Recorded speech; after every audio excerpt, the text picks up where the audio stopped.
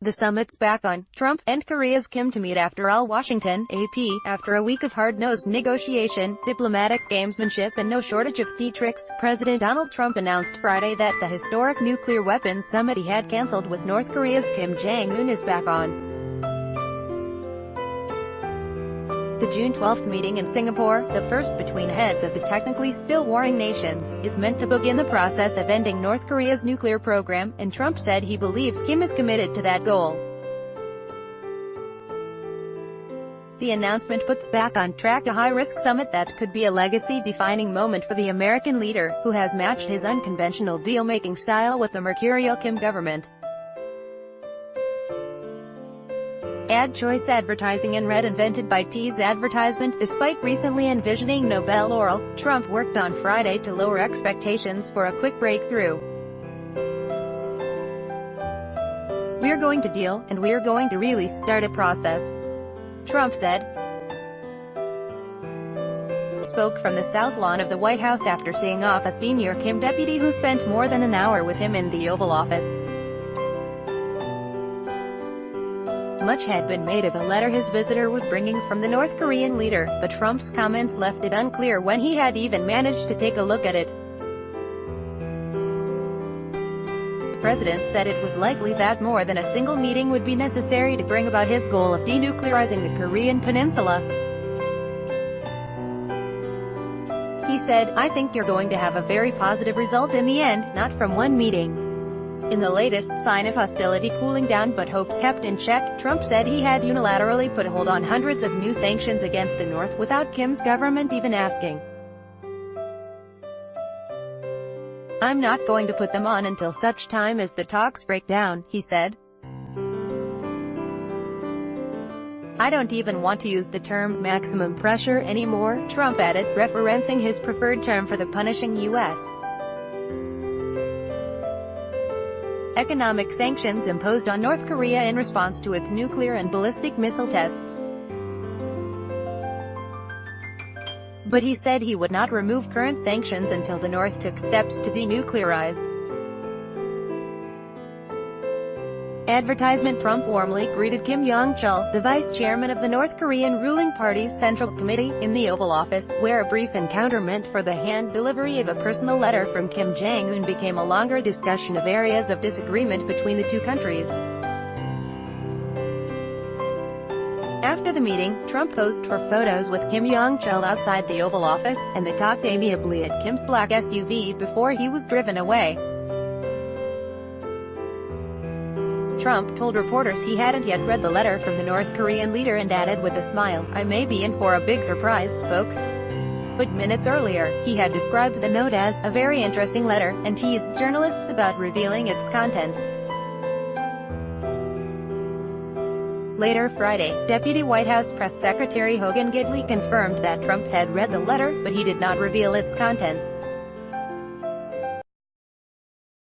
Plans for the meeting in Singapore had been cast into doubt after Trump suddenly announced his withdrawal last week, only to announce a day later that it could still get back on track. White House officials cast the roller coaster public statements as reflective of efforts by each leader to test the resolve of the other.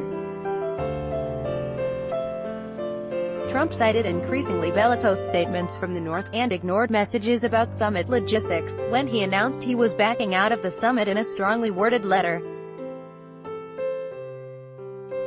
He cited tremendous anger and open hostility by Pyongyang, but also urged Kim Jong-un to call him. By the next day, he was signaling the event could be back on after a conciliatory response from North Korea. Advertisement. Within days, 3 teams of officials in the U.S., Singapore and the Korean Demilitarized Zone began meeting on preparations for the summit. Trump has declined to publicly acknowledge whether he's spoken directly with Kim Jong-un ahead of the talks.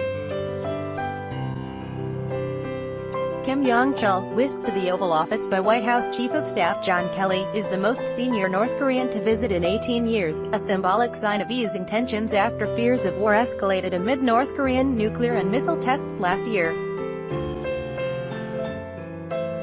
Questions remain about what a deal on the North's nuclear weapons would look like. Trump said Friday he believed Kim Jong-un would agree to denuclearization, but the two countries have offered differing visions of what that entails. Despite Kim's apparent eagerness for a summit with Trump, there are many doubts that he would fully relinquish his nuclear arsenal, which he may see as his guarantee of survival.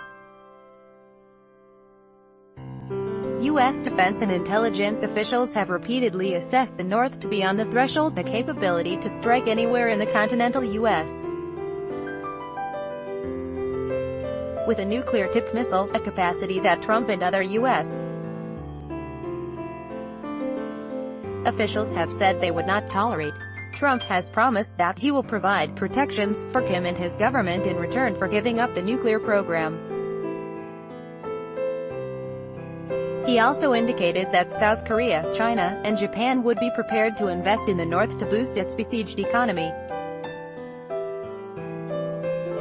Kim Jong-chul left his hotel in New York City early Friday for the trip to Washington in a convoy of SUVs. Secretary of State Mike Pompeo, the former CIA chief who has traveled to North Korea and met with Kim Jong-un twice in the past 2 months, said he believed the country's leaders are contemplating a path forward where they can make a strategic shift, one that their country has not been prepared to make before. Kim Jong-chul was allowed into the United States despite being on a U.S. sanctions list, and granted special permission to travel outside the New York area to meet with the president. Associated Press writers Christopher Boudin in Beijing and Matthew Lee in New York contributed. By Taboola Sponsored links Promoted links You may like home away 15 awesome Thailand villas cheaper than a Singapore taxi ride home away under the new paper Lim Guan Eng dismisses Najib's claims on 1MDB new paper Undo enjoy compare best credit cards. Singapore, compare today, enjoy compare Undo Safe70.com extremely low flight prices in Singapore Safe70.com Undo Flexero Whammy wife and I almost got separated, good thing I found this roaming solution, Flexero Undo family-minded 12 most family-friendly dog breeds family-minded Undo.